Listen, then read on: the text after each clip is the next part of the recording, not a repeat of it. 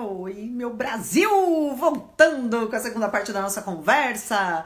Visto que caiu tudo aqui, sumiu o meu som, eu espero que agora o meu som esteja bom. Vamos aguardar alguém. Pessoal que tá entrando, por favor, digitem o número 1 se estiverem me ouvindo, porque caiu a minha conexão aquela hora e aí eu voltei sem áudio. Vocês me ouvem? Ah, tá me ouvindo, né? Vai rindo da minha cara, vai, ô. Gordo, você tá me ouvindo? Aê, Titi! Obrigada, só você pra me salvar mesmo, viu? Tudo certo. Ai, que bom, gente. Eu vou chamar o João aqui de novo. A ele aí.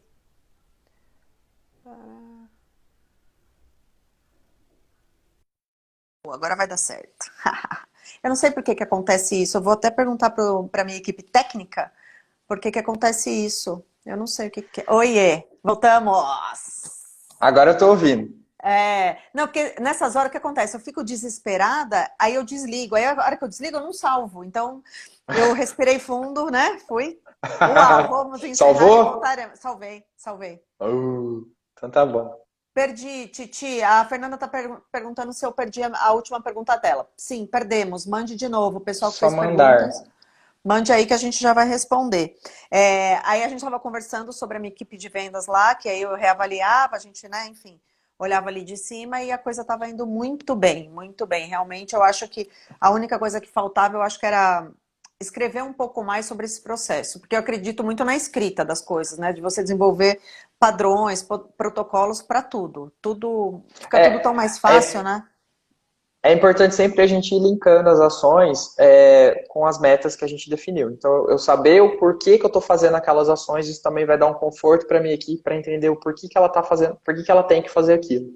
Aham. E um ponto importante é não só, o que que eu não bati, o que que vou fazer. Também é importante a gente entender o porquê que não batemos, o que que Uhum. aconteceu, o que que deixou de acontecer, ou o que deixou de acontecer, o que geralmente também acontece muito, ação em atraso, ou a gente desistiu de fazer, ou a gente esqueceu de contar para o amiguinho que ele tinha que fazer alguma ação. Então Aham. essas coisas todas a gente tem que ir avaliando o que está acontecendo. E eu acho que Teve uma uma das pergunta. coisas. Teve uma pergunta que é da Fernanda lá, ó. Como lidar com metas inatingíveis? Sabemos que tem empresas que impõem metas assim. As metas elas têm que ser desafiadoras e factíveis, ou seja, a gente tem que, por isso que é importante sempre a gente ter essa negociação. Metas Uhum. inatingíveis é um reflexo de uma liderança que não está sabendo em colocar as metas de uma maneira certa. Geralmente, meta inatingível é aquela que o cara fez, tem um histórico X, aí o empreendedor fala que teve uma ideia sensacional, que vai revolucionar o mercado e que a meta e que vai aumentar o faturamento em 50%. Não, né? Tá errado. A gente precisa ir Impossível, é. escalonando. A gente pode até dominar, até crescer esse faturamento de 50%, mas a gente tem que ter uma noção um pouquinho que a nossa equipe tem um tempo de ajuste, as pessoas têm que entender o produto, o mercado tem que ir assimilando aos poucos, então a gente vai escalonando essa meta e deixando ela factível. Ela tem que ser, pode ter que ser desafiadora, tem que ser um desafio para as pessoas, mas tem que ser possível de ser atingida, senão também não vale. Não dá. Mas eu acho que cada dia mais essas metas inatingíveis elas vão acabando assim, né? Na verdade, a empresa se acaba com isso, porque não. Você acaba criando a equipe fala assim, não vou bater essa meta, então você acaba até às vezes até piorando o seu resultado. Que o cara Aham. desanima. Ele fala assim, não vou fazer isso porque não vou bater essa meta, então não adianta, E vou colocar outra que minha eu cabeça em acho outro canto. e outra, né? Daí o empresário vê, é difícil mesmo, então vamos passar esse mês que não bateu a meta, não tem problema, né? E uma outra coisa que eu acho, que eu também já passei por isso, é você colocar metas muito pequenininhas, muito fáceis. Tipo, é uma coisa, é meio que Não. faz parte do processo natural da empresa. Se a gente não fizer nada, vai vender tanto, né? Se não fizer nada, vai vender tanto. Uma coisa vende, porque não é possível. Se o seu Isso. produto é bom, ele vende sozinho, né? Agora, se você Sim, tem que ser investir, desafiadora. né? E aí, assim, eu acho que eu tenho os dois lados da equipe, né? Eu nunca tive meta inatingível na Movit, mas a gente já teve uma fase que as metas eram tão pequenas que as pessoas não tinham, parece que elas não tinham nem vontade de trabalhar. Sim, porque você não sai da zona de conforto. Você liga o automático e daí você vai estabelecendo aquele resultadinho ali de sempre. Aham. Então, isso é importante que elas sejam desafiadoras também. E qual a maior dificuldade que você já enfrentou em relação a implementar metas nas empresas até hoje? Assim, o que foi mais difícil? O que você encontrou de mais difícil?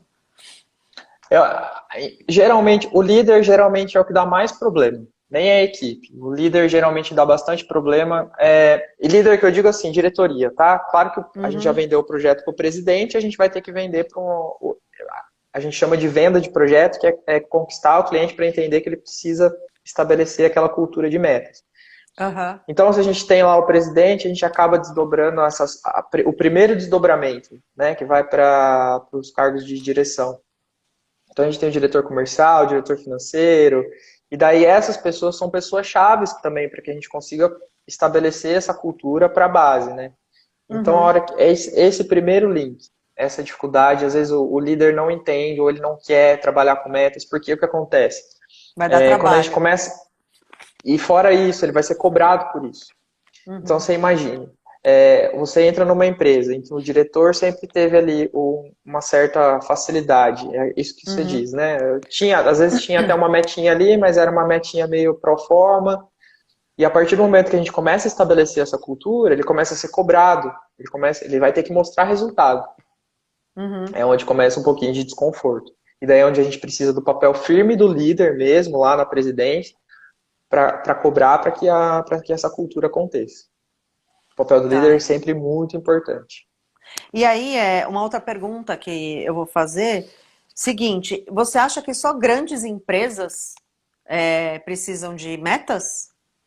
Não. Todo mundo precisa de meta. Qualquer empresa precisa de meta. É o que eu disse. A gente não gerenciar, resolver problema, bater meta. A gente quer gerenciar, a gente precisa ter meta. Uhum, Então isso serve para qualquer coisa. Então às vezes o método que a gente usa chama método PDCA. Ele é o caminho uhum, para a meta. Método significa o caminho para a meta. Chama PDCA. E é um método, é um jeito de pensar para definir essas metas. Então a gente está falando bastante aqui do P, que é a parte de planejamento do PDCA. uhum, É um método que a gente consegue implementar para qualquer tipo de empresa. Então qualquer produto, qualquer serviço, inclusive para a nossa vida pessoal. A gente, aham. não, a gente não se dá conta o quanto é importante a gente ter essas metas também, porque a gente tem um salário, a gente tem as nossas contas que a gente tem que pagar, então a gente precisa ter umas metinhas de quanto eu posso gastar, o quanto que eu vou receber, ou o que eu tenho que fazer para aumentar a minha renda familiar. Uhum. Isso tudo é gerenciamento, isso tudo é gestão. Então é importante que a gente tenha isso para qualquer problema que a gente queira resolver, ou qualquer oportunidade que a gente tenha que conquistar, a gente tem que ter meta. Legal. E qual é. Bom, você falou que o mais difícil é lidar com a diretoria, eu imagino que sim. Eu imaginei no meu caso, que para mim, né, nessa até seria fácil, né? Porque combina comigo, eu mesma que vou gerenciar aquilo. Quer dizer, eu tô te contratando ao mesmo tempo fazendo, daí é mais gostoso, né? Sim, por isso foi até um ponto assim, para mim é muito gratificante trabalhar com empresas um pouco menores do que as gigantonas que eu costumava a trabalhar, porque o tempo de resposta é muito rápido. Eu não tenho esse truncamento, não existe. E qualquer coisa que a gente faz, a gente vê o resultado muito rápido, porque as ações são menos burocráticas. Eu não preciso de níveis de aceitação para um determinado gasto de um investimento, por exemplo. Geralmente eu Aham. estou conversando com a pessoa que vai executar o investimento, vai contratar o investimento e vai aprovar o investimento. Então fica tudo muito mais rápido, muito mais E a fácil. hora que consegue o primeiro, assim, a primeira conquista, vamos dizer, né? A primeira coisa boa que acontece quando você implanta alguma coisa, aquilo deve dar um gás gigante, eu imagino eu, né? Fazendo um troço desse, daí deve dar um gás gigante, aí você quer fazer mais e daí vai dando mais resultado e acaba virando um círculo virtuoso, né? Sim, é por isso que o PDCA é uma bolinha, que a gente vai girando ela, não Aham. para de girar. A gente gira ela o tempo todo. E quando dura o ciclo desse giro do PDCA? Depende. Então, aí a gente volta para a etapa de cultura, né? Aham. A etapa de planejamento em si, ela costuma demorar um mês. Uhum. Em empresas de porte de pequeno até médio porte. Um mês de Uhum. planejamento.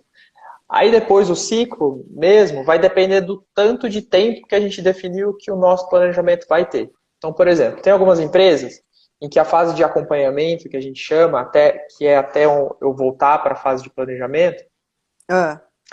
ela vai ser de 3 a 4 meses por conta da dinâmica de mercado. Às vezes o Aham. mercado é muito rápido, então eu preciso refazer o meu planejamento com mais frequência. Mas tem algumas empresas, vou pegar aqui um exemplo, uma fazenda, por exemplo, que trabalha com uma commodity. Eu consigo fazer uma etapa de planejamento a cada 1 ano e meio, Uhum. porque o orçamento que eu vou definir, as alterações de mercado são muito poucas. Então Entendi. eu faço a etapa de planejamento no primeiro mês e vou dar aí o acompanhamento para ele entrar em planejamento de novo, vai demorar mais de 1 ano. Entendi. E aí o Depende, seu depende. e aí você vai entrar num ciclo ou quantos ciclos a pessoa quiser, a empresa quiser, no caso? Isso. O que geralmente acontece é que a gente faz uma etapa de planejamento focada, por exemplo, em estabelecer os meus processos e conseguir ter uma base solidificada. Então, ter um orçamento, ter um mapeamento dos meus processos, estabeleci Aham. essa base, aí o consultor volta de novo para uma fase seguinte, que é para ou implementar indicadores um pouco mais robustos, que é aquela volta Uhum. aquela pergunta lá, porque os indicadores são um pouco mais difíceis da gente implementar, ou para pensar numa expansão, ou para pensar em algum outro projeto para incrementar aquilo que já foi feito. Então, o Legal. primeiro Ó, ano, geralmente, ah. diz. Não, pode continuar, depois eu Primeiro, faço até uma pergunta aqui. o primeiro ciclo a gente fala que a gente corta o mato alto. A gente tira o mato Hum. alto. E depois a gente vai aparando. Ó, a Fernanda está perguntando assim: e como cria a métrica quando o que se quer melhorar é a qualidade? Tem que ter meta. Depende, o que que ela representa de qualidade, mas a gente consegue. A gente tem algumas métricas que vão me dizer o que que é qualidade. Então, é eu ter uma. Se eu estou falando de linha de produção. Ela está falando de linha de produção? O que que ela está falando? Você sabe? Para eu tentar ser mais específico para o caso dela. Bom, Fernanda, eu vou te dar uma resposta. Se não for isso, se você quiser uma resposta um pouco mais específica para o seu ramo, você me diz. Mas, por exemplo, se a gente está numa linha de produção, a gente consegue ir definindo dentro dessa linha algumas medidas e não metas, algumas medidas dentro do meu processo que vão medindo a qualidade do produto. Então, por exemplo, a gente tem algumas definições de processo do modelo ISO, por exemplo, que é uma padronização no meu processo. A gente consegue ir medindo a qualidade desse produto durante todo o processo até o produto final de entrega. Mas, por exemplo, para serviço, produtos, eu estou entendendo que ela quer medir qualidade de serviço, né? Eu não vou medir especificamente a qualidade do serviço que eu estou fazendo, mas eu tenho algumas formas de ir tendo essa noção. Por exemplo, retenção de clientes, trabalhar minha carteira de clientes, ou então eu posso fazer uma pesquisa de satisfação. Isso tudo eu vou pontuando. As pesquisas de satisfação é um jeito muito, muito bom para a gente entender como que está o serviço, como que está a qualidade, e também para a gente entender qual que é o norte, o que que meu cliente quer. A pergunta que eu mais escuto também é falar,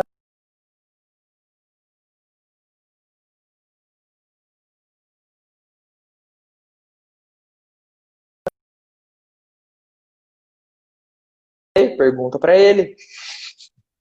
Então a gente tem formas de acessar o nosso cliente e formas de medir o que que o nosso cliente quer.